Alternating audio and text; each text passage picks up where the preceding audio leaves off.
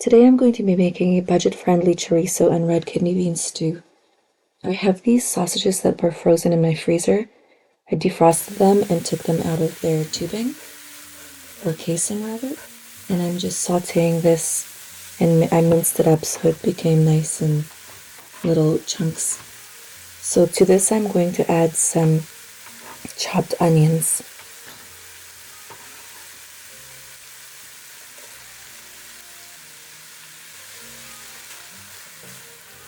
The smell of onions and meat cooking together is really appetizing.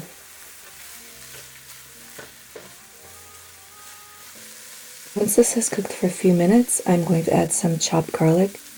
This is about 2 to 3 cloves. I soaked just about 2 cups of red kidney beans overnight, and it just ended up being a lot. Almost 3.5 cups when it was soaked. This recipe took a good hour to cook because these kidney beans require a lot of cooking since they were dried.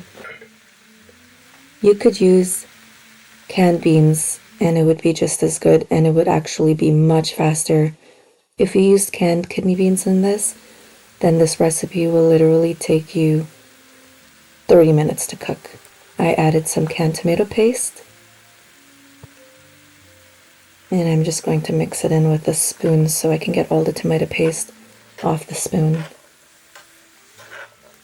This is some chicken broth I had in the fridge.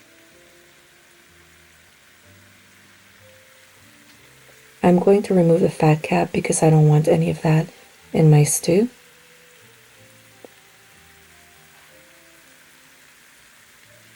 This is full of collagen and gelatin, and it's going to add some great flavor and make a great broth for this stew.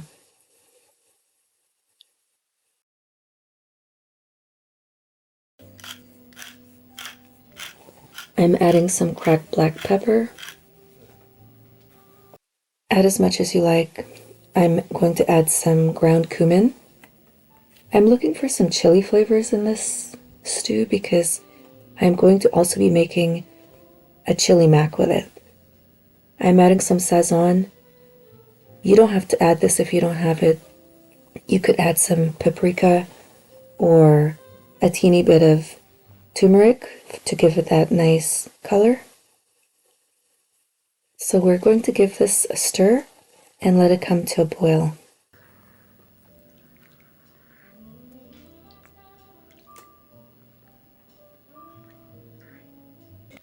I'm going to cook this on medium-high heat, and then I'm going to let it boil for a good 20 minutes with the lid on.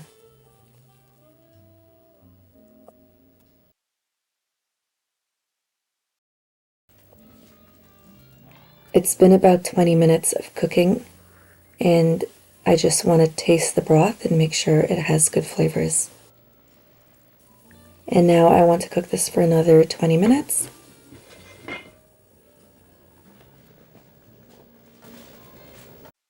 This is looking really good, so I'm going to test one of these beans out.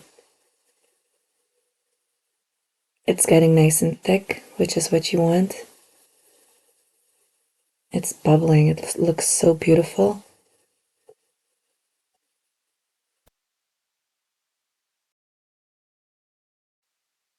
It's quite al dente still, so I'm going to cook it for another 15 minutes or so.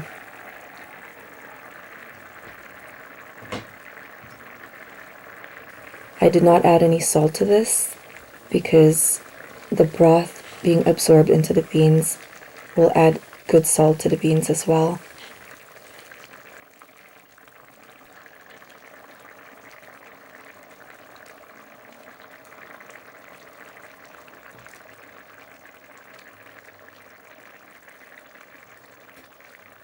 It still needs to cook a bit more, so I'm just going to let it cook for another 5 to 10 minutes.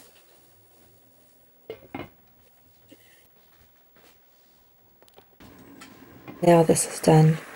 I don't like my beans too soft, but I don't like it hard. I like it to have a nice bite to it, but also soft. just somewhere in between.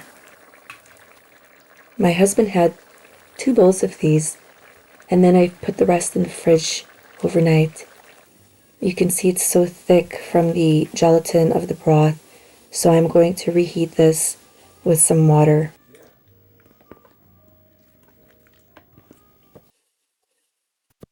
I don't have a microwave, and I don't use a microwave, so everything I reheat is usually on the stove or in the oven.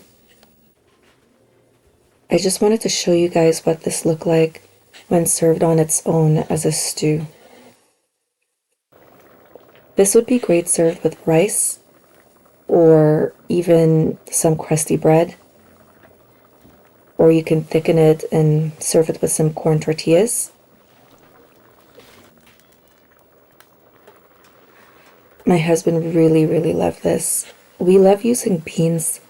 I use a lot of dried beans only because it's so economically cost effective and it's just so easy on the budget, and a little goes a long way, and these expand. I love dried beans. I find them magical. They can go from a dried legume to a sprout to a plant and regrow more beans. It's like a full cycle. This is really good. So Chilli Mac is a huge thing in the States, but not here in Canada. So I'm going to make some chorizo and bean Chilli Mac. My husband just discovered how delicious this combo is. I'm just adding some marinara sauce.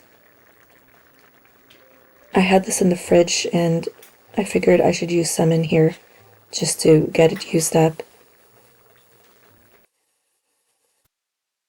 Once this is bubbling, I have 3 types of pasta here, and I'm going to cook the larger ones first.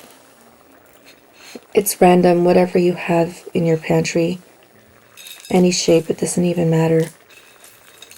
I want the big ones in because I want a different texture. That's why I have 3 different sizes. The big ones will have a nice chewy texture. I'll cover it and let it cook for 5 minutes.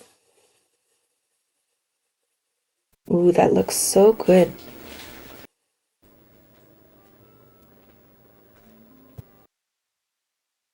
It's time to add the smaller pasta shapes. Just going to give this a stir first. Here we add the smaller pasta shapes. I don't want the small pasta to get too soggy. It smells so good.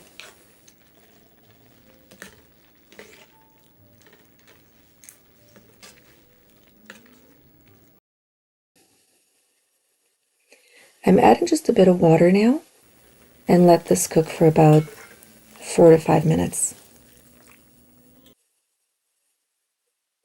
Once it's done, you can turn off the heat.